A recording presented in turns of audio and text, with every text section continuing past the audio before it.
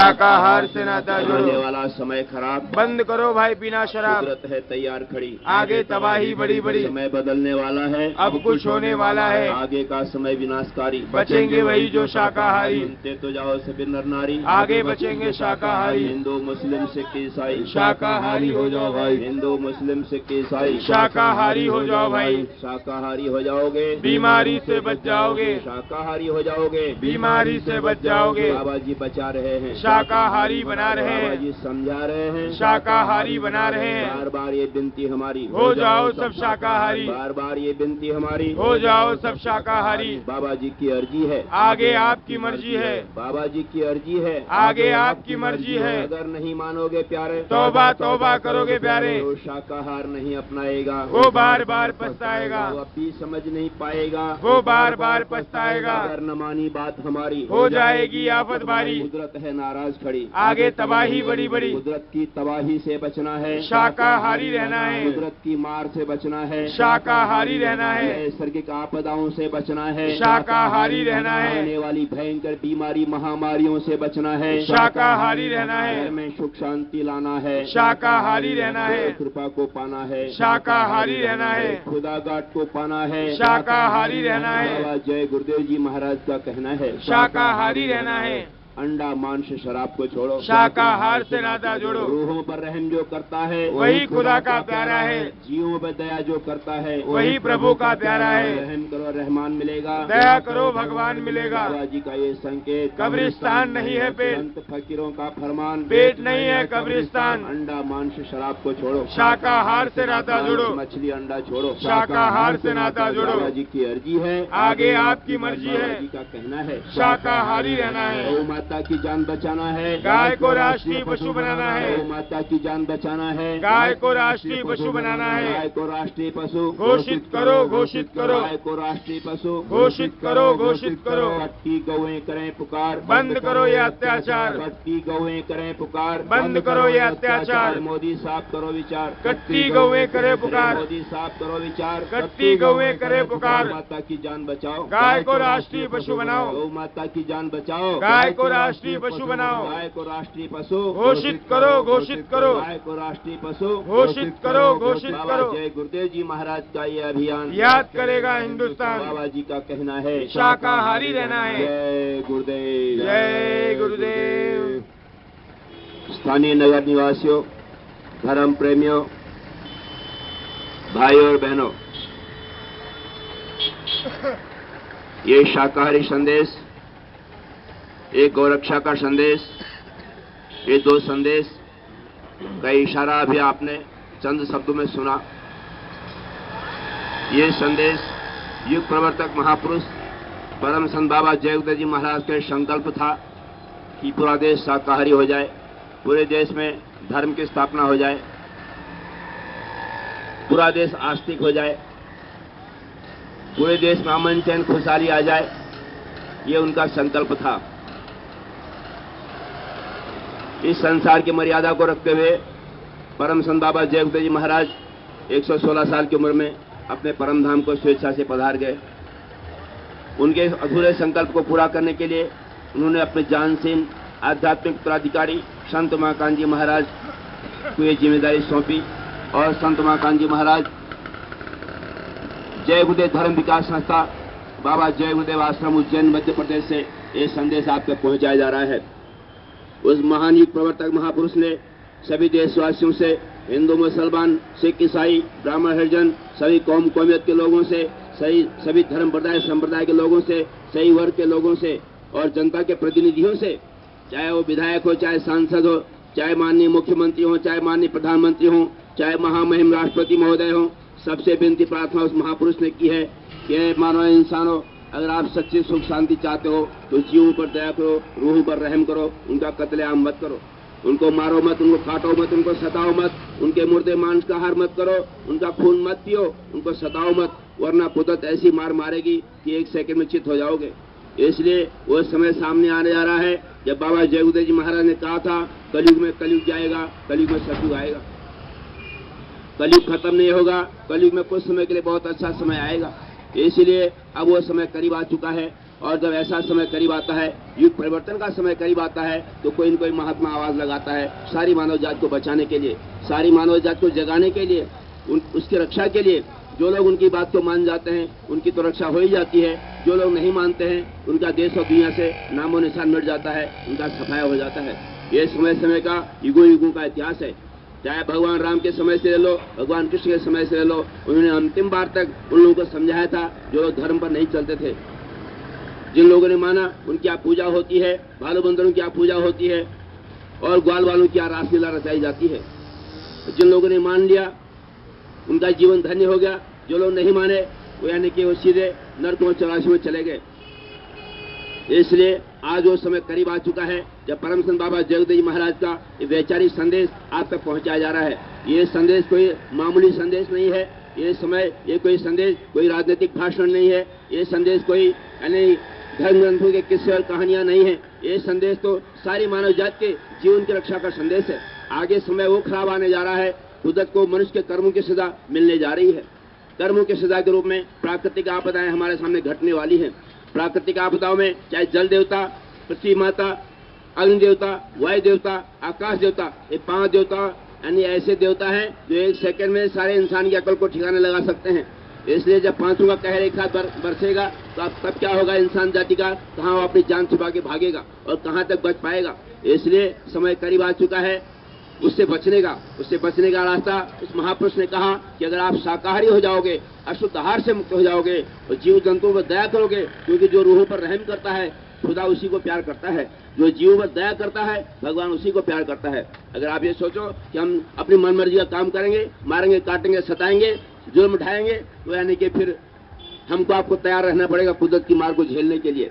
इसलिए आपसे विनती की जा रही है कि आप सब लोग शाकाहारी हो जाओ, अशुद्ध आहार से मुक्त हो जाओ।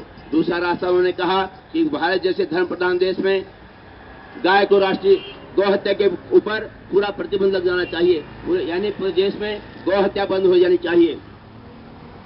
अब आप कहोगे भाई गाय ही क्यों, और भी तो जीव जंतु हैं। तो गाय इसलिए, गाय एक श्रेष्ठतम यानी पशु यानी जानवर यानी कि मनुष्य के लिए वरदान स्वरूप प्रभु ने, भगवान ने, खुदा ने हमारे आपके लिए छोड़ा है। गाय को हिंदू, मुसलमान, सिख, ईसाई सभी लोग पालते हैं। गाय का सभी लोग दूध पीते हैं और जिसका हम दूध पीते हैं उसको माँ का दर्जा दिया जाता है। हमारी माता सिर्फ हमको दूध पिलाती है, लेकिन गौ माता सबको दूध पिलाती है। हिंदू धर्म में ये आस्था है कि गाय के गोबर से यानी घर आंगन लिपते पोते हैं, देवी देवताओं का आवाहन किया जाता है।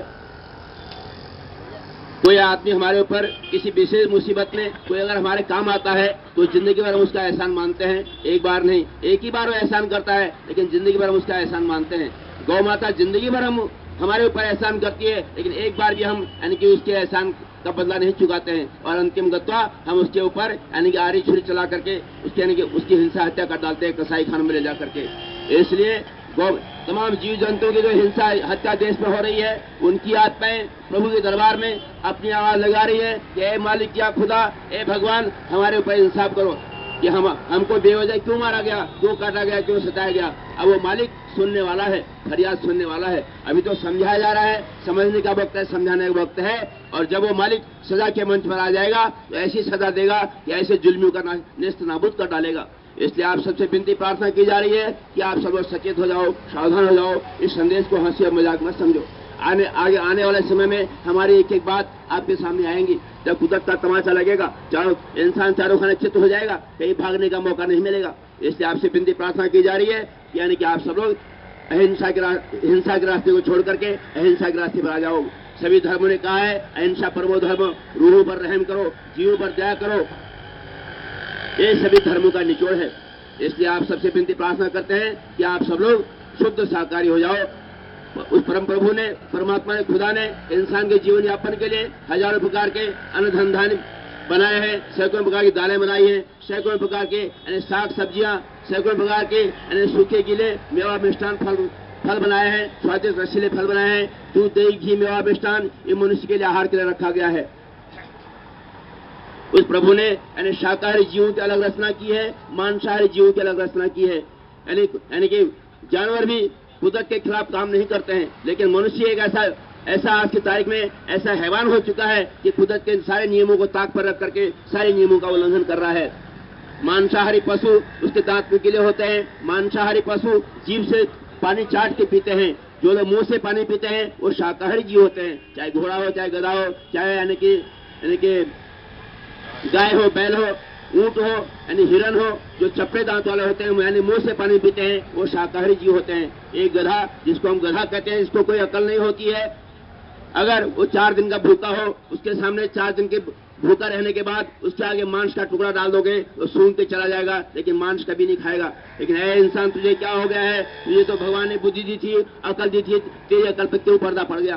तू यानी कि सड़े गले मांस को खाने लगा, हाट चौराहों से खरीद करके तू मांस को खाने लगा। हमको आपको ये पता नहीं, जिनका हम मांस खाते हैं उनके अंदर भी तमाम बीमारियां रहती हैं। क्या उनका कोई मेडिकल टेस्ट होता है? नहीं। आप सीधे वो जानवर के अंदर टीबी है, वो मुर्गी के अंदर टीबी है, कैंसर है, और टीबी कैंसर से भी भयानक रोग जानवरों को होते हैं।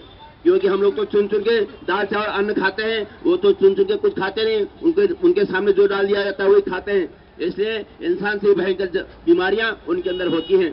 और हम आप सब क्या करते हैं? जानवरों यानी बाजारों से, हाट चौराहों से खरीद करके उस मांस को लाकर घर में लाते हैं और अपने घर को भी अशुद्ध कर डालते हैं। इसलिए आप सबसे विनती की जा रही है, आप सब शाकाहारी हो जाओ। मुर्दा तो मुर्दा होता है, मुर्दे की जगह शमशान होती है, मुर्दे की जगह कब्रिस्तान होती है। शमशान कब्रिस्तान में कोई सत्यनारायण की कथा करने नहीं जाता, कोई नमाज पढ़ने नहीं जाता है। क्यों? यहाँ मुर्दे जलाए जाते हैं, मुर्दे गाड़े जाते हैं, और वही मुर्दे मांस को हम अपने घर में लाते हैं। हमने अपना घर भी शमशान बना दिया, हमने अपना घर भी कब्रिस्तान बना दिया। और जब हमने उसको यानी तेल में छौंक छाप करके, मसाले में लपेट करके अपने पेट में डाला, तो वही मुर्दा मांस हमारे जब पेट में गया तो हमारा पेट भी शमशान बन गया, हमारा पेट भी कब्रिस्तान बन गया। और शमशान कब्रिस्तान में कौन रहते हैं? भूत रहते हैं, प्रेत रहते हैं, पिशाच रहते हैं, जिन्न रहते हैं।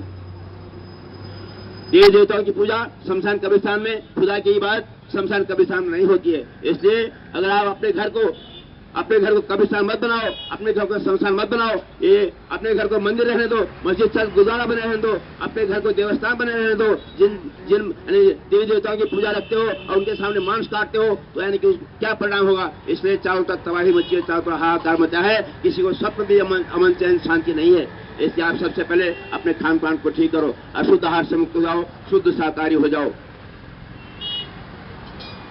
दूसरी बात, उस महान युग प्रवर्तक महापुरुष ने ये कहा है कि गाय, जिस तरह से मैंने आपको पहले ही बताया, गाय कोई आदमी हमारे ऊपर एक बार जिंदगी में एहसान करता है तो जिंदगी भर हम उसका एहसान नहीं मानते। गाय जिंदगी भर मानव जाति के ऊपर एहसान करती है, अथवा तो खुद दूध पिलाती है, अपने बछड़े को भी, अपने संतान को भी मानव मात्र की सेवा के लिए छोड़ देती है। यानी बछड़ा जो है वो किसान खेत जोतता है, अन्न पैदा करता है, उस अन्न को हम यहाँ पर अपने शहरों में जीवन यापन करते हैं। तो गाय का वंश यानी कि मानव जाति के लिए वरदान है। और जिसका मैंने कहा कि एक आदमी का एहसान आप जिंदगी भर नहीं भूलते हो, और गाय का एहसान जिंदगी भर हमारे ऊपर रहता है, और हम उनको लास्ट में उसकी गर्दन को उड़ा डालते हैं। बताइए, यानी भारत जैसे धर्म देश में हमारी संस्कृति कहाँ चली गई, हमारा धर्म कहाँ चला गया, हमारा ज्ञान कहाँ चला गया। इसलिए अब जगने की जरूरत है, संभलने की जरूरत है, होश में आने की जरूरत है, अपने विवेक को जगाने की जरूरत है। आप उस महान संत ने संकल्प किया है, आप सबसे विनती प्रार्थना की है कि मानव इंसानों, देशवासियों, मेरे संकल्प के साथ में अपनी भावनाओं का संकल्प जोड़ दो। उन्होंने कहा है सबसे पहले आप शाकाहारी हो जाना। दूसरी बात यह है कि गाय, पूरे देश में गौ हत्या बंद होनी चाहिए, और ये तभी संभव हो सकता है जब उसके छोटा सा कानून बनेगा। छोटा सा कानून उन्होंने ये बताया, प्रवर्तक महापुरुष संत उमाकांत जी महाराज ने, उन्होंने ये बताया, गाय को राष्ट्रीय पशु घोषित कर दीजिए, गाय को राष्ट्रीय पशु घोषित करवा दीजिए, तो गौ हत्या पर पूर्ण प्रतिबंध लग जाएगा। जब तक आप कोई कानून नहीं बनाओगे तब तक उसका पालन नहीं हो पाएगा। इसलिए उस महान संत ने संकल्प किया है, और आप सबसे, वो संपूर्ण देशवासियों से, चाहे हिंदू हो, चाहे मुसलमान हो, चाहे सिख हो, चाहे ईसाई हो, चाहे